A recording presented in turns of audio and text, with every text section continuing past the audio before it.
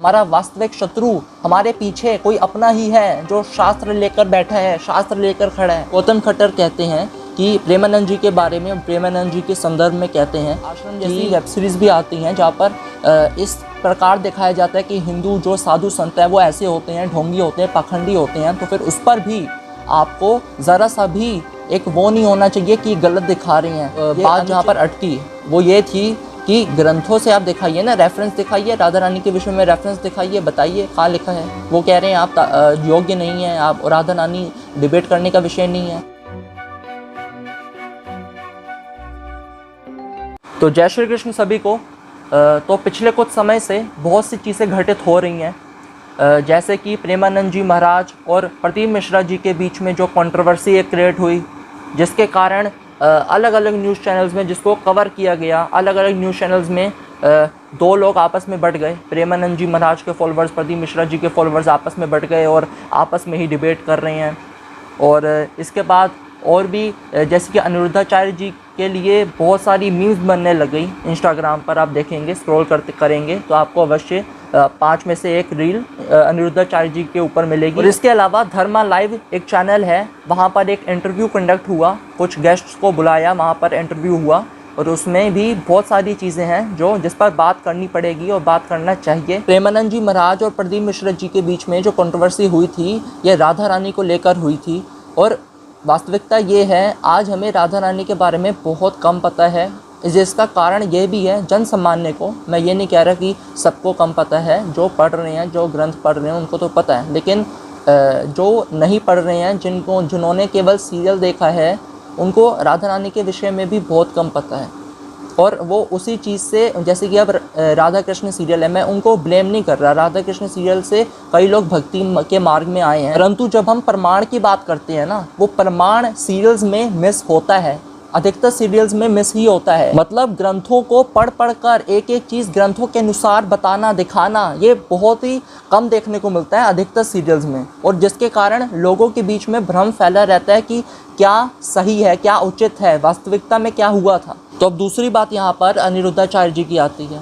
आप सबको इसके बारे में पता होगा किस तरीके से सोशल मीडिया में अनिरुद्धाचार्य जी के ऊपर मीम्स बन रही हैं। हर दूसरी जो रील है वो अनिरुद्धाचार्य जी के ऊपर ही आती है। तो अनिरुद्धाचार्य जी के विषय में मैं बस इतना ही कहूँगा कि देखिए, हर व्यक्ति अपनी बात को रखने में उतना एक्सपर्ट नहीं होता। जिस तरीके से वो बात को रख रहा है वो बिल्कुल उचित हो, ऐसा भी नहीं होता कि वो जो तरीका है, जो बात को समझाना चाह रहा है, वो जो एग्ज़ाम्पल यूज़ कर रहा है वो बिल्कुल उचित हो, बिल्कुल ठीक हो, बिल्कुल सही बैठे, कोई मजाक का, कोई हास परिहास की बात नहीं हो, ये बहुत कम होता है। तो उनके कुछ ऐसी चीज़ें बोलने का जिससे कि उनका ही बाद में मजाक उड़ने लग जाता है सोशल मीडिया में, वो बोलने का जो कारण मुझे जो देखने को समझ में आता है वो ये समझ में आता है कि अनिरुद्धाचार्य जी के, मैं क्या कह रहा हूँ कि उनका बोलने का जो अर्थ है उसको आपको समझना पड़ेगा। वो यदि कोई चीज़ को एग्जाम्पल दे रहे हैं, यदि वो गलत भी एग्जाम्पल दे रहे हैं, यदि वो बिस्कुट का विस्कुट कर रहे हैं, वो कर रहे हैं, बाद में वो क्या कह रहे हैं, कह रहे हैं ना कि अच्छा भोजन खाइए, सात्विक भोजन खाइए, वो क्या कह रहे हैं वो तो आपको समझना पड़ेगा ना।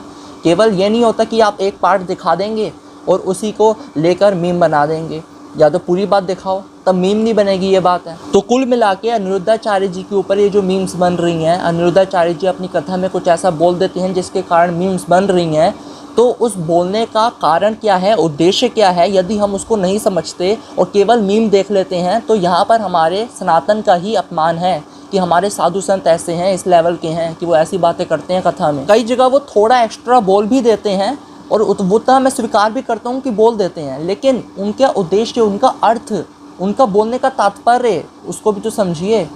कुछ एक्स्ट्रा बोल दिया तो उस पर मीम बनाने का आप जो कर रहे हैं ना, फिर आपको, यदि आपको ये सब ठीक लग रहा है, ये मीम बनाना, ये मीम को लाइक करना, शेयर करना, देखना, यदि आपको ये ठीक लग रहा है तो फिर आश्रम जैसी वेब सीरीज़ भी आती हैं जहाँ पर इस प्रकार दिखाया जाता है कि हिंदू जो साधु संत है वो ऐसे होते हैं, ढोंगी होते हैं, पाखंडी होते हैं। तो फिर उस पर भी आपको ज़रा सा भी एक वो नहीं होना चाहिए कि गलत दिखा रही हैं, ये अनुचित है। अनुचित नहीं बोलना चाहिए, उचित बोलना चाहिए। यदि आपको ये उचित लगता है तो कि मीम बनाना एक साधु का, एक संत का, जो भी वो कह रहे हैं उसके पीछे का संदर्भ समझिए, अर्थ समझिए, क्या कह रहे हैं, क्यों कह रहे हैं। और यदि वो थोड़ा मजाक कर रहे हैं, थोड़ा एक्स्ट्रा बोल रहे हैं, तो उसको हटाकर वो सुनिए जो आपके सुनने के लिए अच्छा है।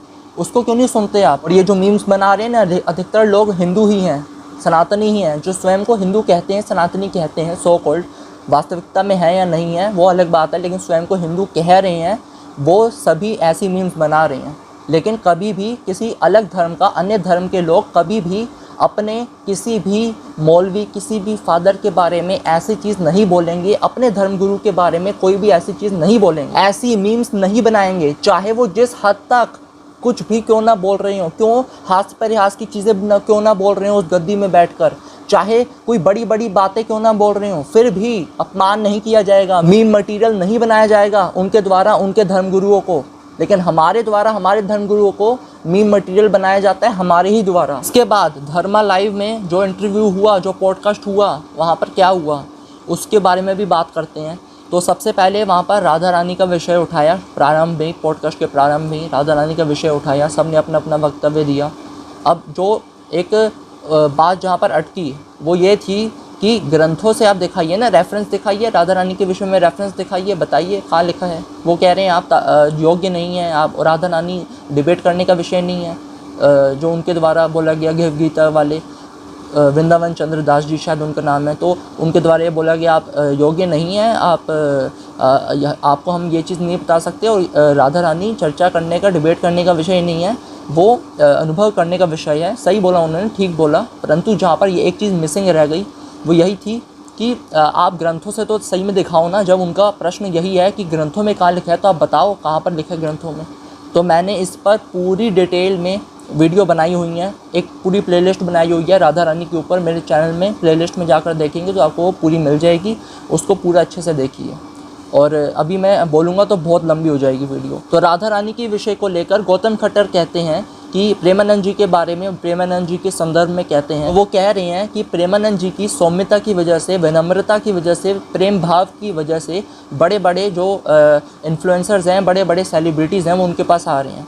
अब वो किसी एक कथावाचक के कुछ कह देने पर इतना आक्रोशित हो जाते हैं, इतना भड़क जाते हैं, क्या ये किसी साधु संत को शोभा देता है? उनकी विनम्रता के कारण, प्रेम भाव के कारण, उनकी सौम्यता के कारण लोग उनके पास आ रहे हैं, और अब वो किसी एक कथावाचक के कहने पर इतना भड़क जाते हैं, ये उचित नहीं है। ये ऐसा कह रहे हैं गौतम खट्टर जी। तो आप मुझे बताइए गौतम खट्टर जी, आपके माता पिता के बारे में या आपके किसी संबंधी के बारे में ही कोई कुछ ऐसी गलत जानकारी फैलाने लग जाए, कुछ ऐसी चीज़ बोलने लग जाए जो उचित ना हो, अनुचित हो, गलत चीज़ फैलाने लग जाए, तो क्या आपका क्या रिएक्शन होगा? आप सौम्यता दिखाएंगे, प्रेम दिखाएंगे, विनम्रता दिखाएंगे, या फिर आप क्रोध करेंगे?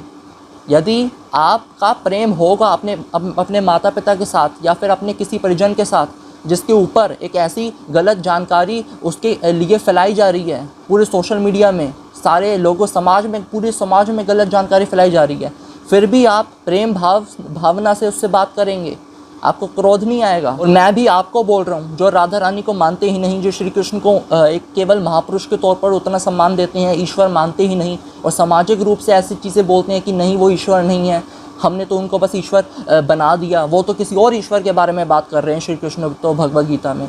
एक तो गलत जानकारी आप फैलाते हैं, और दूसरा हमारे साधु संतों के लिए कहते हैं कि इतना आक्रोशित हो गए वो अचानक से, अपनी वीडियो में श्री कृष्ण के साथ राधा रानी का नाम ना जोड़ें, ऐसा कहते हैं। फिर भी हम हिंदुओं के द्वारा आपका समर्थन किया जाता है, क्योंकि आप किसी अधर्मी के विरुद्ध बोल रहे हैं, सिर्फ इस कारण से आपका समर्थन किया जाता है, जो हमारी सबसे बड़ी गलती है।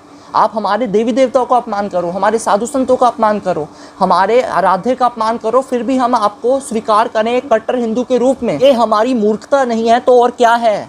वीडियो को अधिक से अधिक शेयर करिए। मिलते हैं अगली वीडियो में। जय श्री कृष्ण, जय श्री राम, हर हर महादेव।